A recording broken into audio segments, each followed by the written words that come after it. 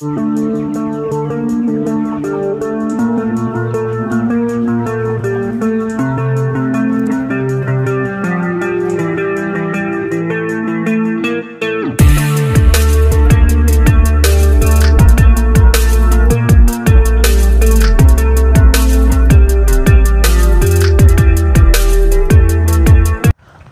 खेतों के अंदर रहकर जो पैसा कमाना चाहते हैं आप, तो आप शुरू कीजिए देसी मुर्गी फार्म। खेतों के अंदर आप मेरे पीछे देख रहे हैं, ये देसी मुर्गी फार्म का शेड बना हुआ है। खेतों के अंदर किसान भाई ने ये चालू किया हुआ है। आज दोस्तों मैं आपको ऐसे ही फार्म पर लेकर आ गया हूँ, मोहम्मदपुर कांठ के अंदर। उन्होंने कैसे शुरू किया, पूरी जानकारी लेते हैं। नमस्कार सर। नमस्कार भाई साहब। सबसे पहले आप अपना छोटा सा परिचय कराइए, कहाँ पर अपना है, हमारी लोकेशन क्या है? सबसे पहले तो आपका बहुत बहुत स्वागत है हमारे फार्म पर जी। मेरा नाम मनोज कुमार जी। गांव का नाम मोहम्मदपुर भगवान दास। अच्छा। कांठ जिला मुरादाबाद। कांठ जिला मुरादाबाद के अंदर ये लोकेशन पड़ती है जो आपकी मोहम्मदपुर भगवान दास आपका ये गांव पड़ता है। अब जैसे कि हम आपके खेतों के अंदर ये फार्म देख रहे हैं, तो खेती के साथ साथ आप ये देसी मुर्गी फार्म खोलने के बारे में आपको कहाँ से आया है जो है खेतों के अंदर? वो भी देखिए, बस शुरू से पहले से ही शौक था इन चीज़ों में, क्योंकि गांव से जुड़े हुए हैं, जब खेती बाड़ी से जुड़े हुए हैं। बिल्कुल। तो पशु हुए ये तो पलते ही हैं गांव में, गाय भैंसें पलती हैं जी। तो थोड़ा लगा कि यार थोड़ा बहुत जो है इन चीज़ों में भी इंटरेस्ट था, मुर्गी पालने में भी। 2-4 पहले घर में पाली हैं, तो फिर लगा कि यार इस काम को थोड़ा सा बड़ा किया जाए। जैसे कि मान के चलो, कोई सफल तरीके से जो शुरुआत करता है, नया किसान भाई मुर्गी फार्म की शुरुआत करता है जैसे आपने की होगी, तो वो कहाँ से शुरुआत करे इसे जो है? आपने कहाँ से शुरुआत करी इसकी जो है? देखिए, कोई भी आदमी सोचा कि मैं पहली बार काम करके मैं साहब अंबानी बन जाऊंगा, ऐसा तो होता नहीं है। आदमी की परेशानी क्या है? यही परेशानी होती है कि यार शुरू में सोचता है कि यार मुझे भी यही था यार कि शुरू में से बहुत प्रॉफिट होगा।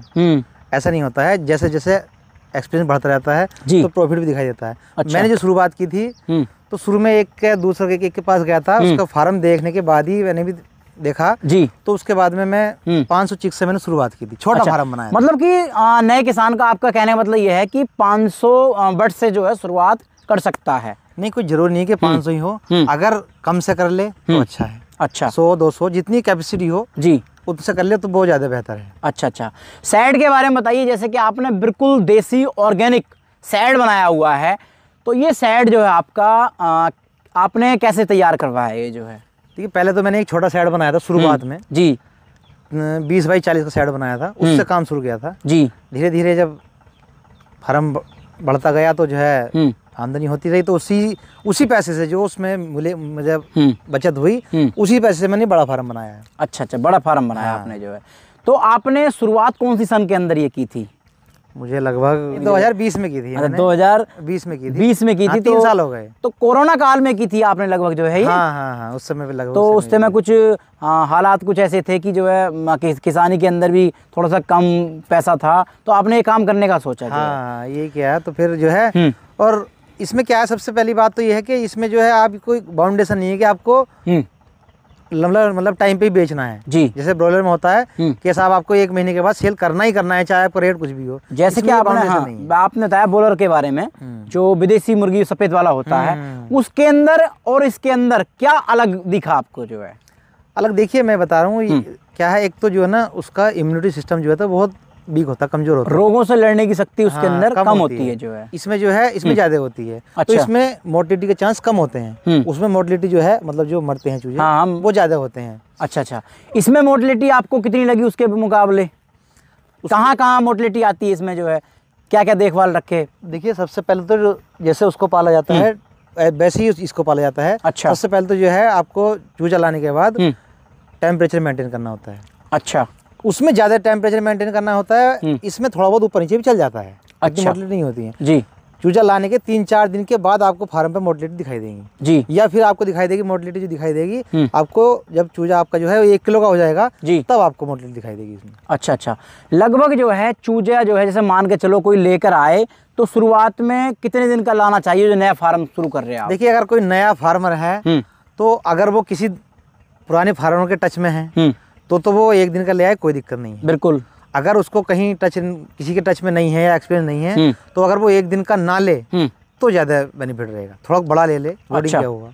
जैसे कि मान के चलो आपने शेड ये बनाया हुआ है, कौन सी दिशा में बनाया हुआ है आपने ये? मैंने पूर्व पश्चिम बनाया है। पूर्व पश्चिम बनाने में नए किसान क्या होते हैं, पूर्व पश्चिम नहीं बनाते हैं, धूप के प्रभाव को नहीं देखते हैं। तो नए किसान को किस दिशा में बनाना चाहिए जो बताइए थोड़ा सा। देखिए धूप भी इसमें नई जो आप दिशा की बता रहे हैं, हाँ। धूप भी है, और जो हवा जो आपने देखा होगा अधिकांश पूर्व से पश्चिम से चलती है। बिल्कुल। अगर आप साइड जो है दक्षिण और उत्तर बनाओगे, हाँ। तो उस पर प्रेशर हवा का ज़्यादा होगा, ढह जाता है। ये भी किसान भाइयों को मतलब जो है बहुत देखने वाली बात है कि जो है कहीं पर जाएं, सर्च करें कि किस ढंग से जो है शेड बनाया हुआ है।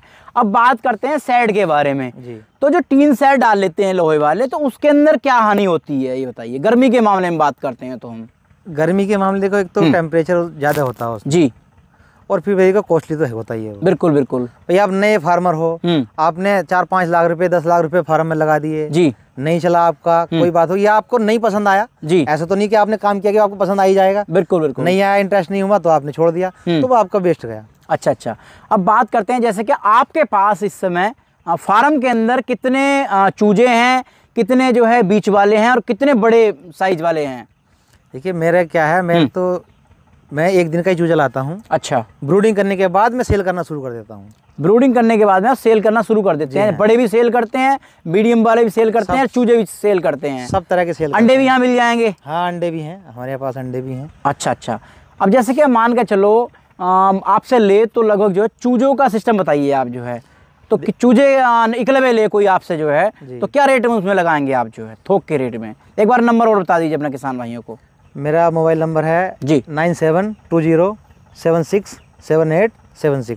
अच्छा दोस्तों, आपको जो चूजे वगैरह चाहिए, नए फार्मर हैं आप, तो इनसे आप संपर्क कर सकते हो, क्योंकि ये जो है काफ़ी अनुभवी हैं और आपको बिल्कुल सही दाम के अंदर ये आपको बिल्कुल लगाएंगे। अब बात करता हूँ इनकी देखभाल। जैसे मान के चलो अब सर्दियाँ आ गई, जी जी, गर्मियों के अंदर तो आपने टेम्परेचर इसका जो है मेंटेनेंस कर दिया और तो आपने बचा लिए, लेकिन सर्दियों के अंदर क्या होता है, जिस समय जनवरी का महीना आता है माह का, उस समय सर्दी बहुत लगती है। जंगल के अंदर है आपका, तो जंगल में मंगल करना, बहुत सर्वाइव करना है ना, बहुत बड़ी बात है।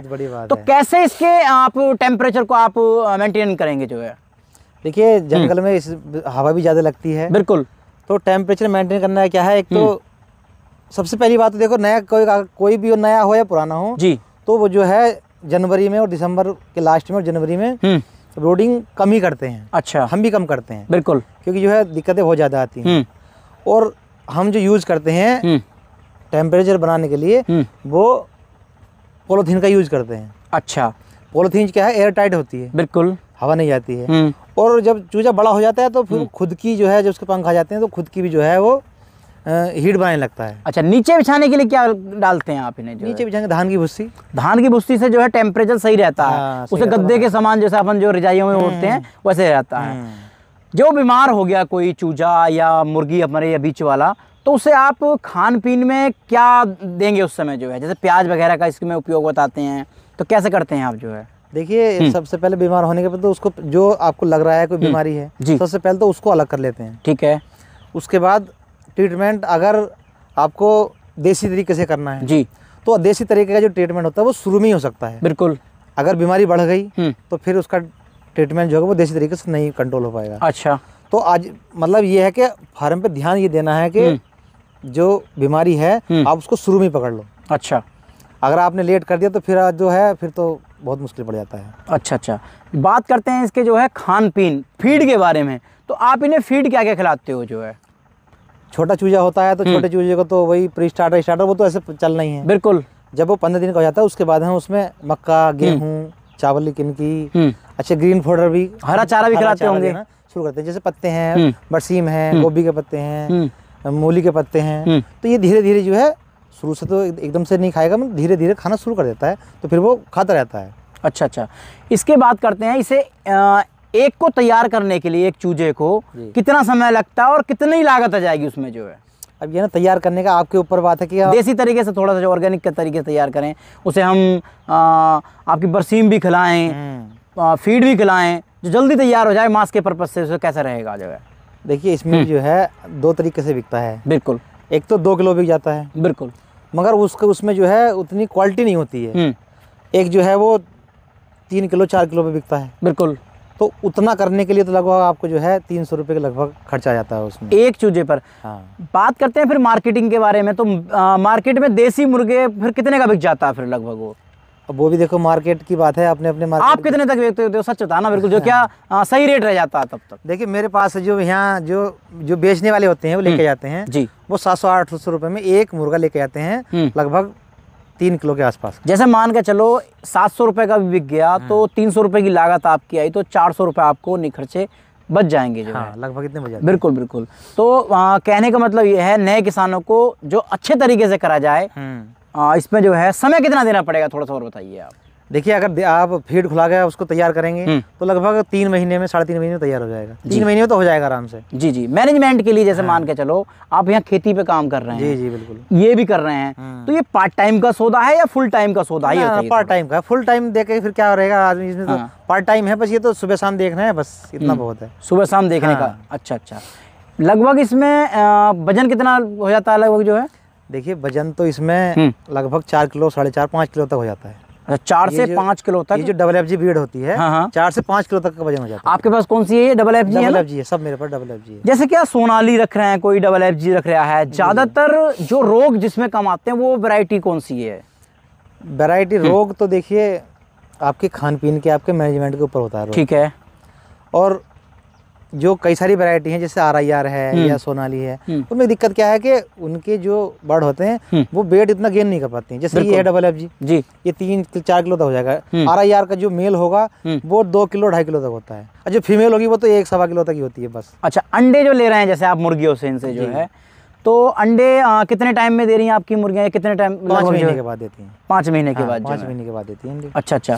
तो कहने का मतलब ये है कि आपका सौदा ये बढ़िया है आपका जो है। हाँ, बस लगभग जो है, जैसे आपने बड़ा वाला शेड तैयार करा, इसमें लागत कितनी आ गई होगी आपकी जो है? इसमें लगभग 1.5 लाख रुपए के आसपास लागत आ गई। ये बताओ, सच बताना थोड़ा सा, इससे कमाई कितनी कर चुके हैं आप जो है?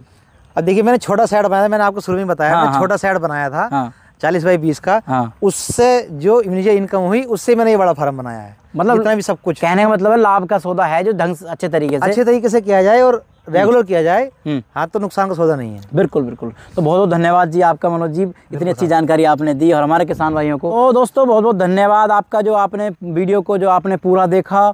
वीडियो को जरूर पूरा देखें और दोस्तों को शेयर जरूर करें, क्योंकि मैंने आपको एक सफल किसान का जो देसी मुर्गी फार्म का आपको वीडियो दिखाया। नमस्कार, जय हिंद, वंदे मातरम।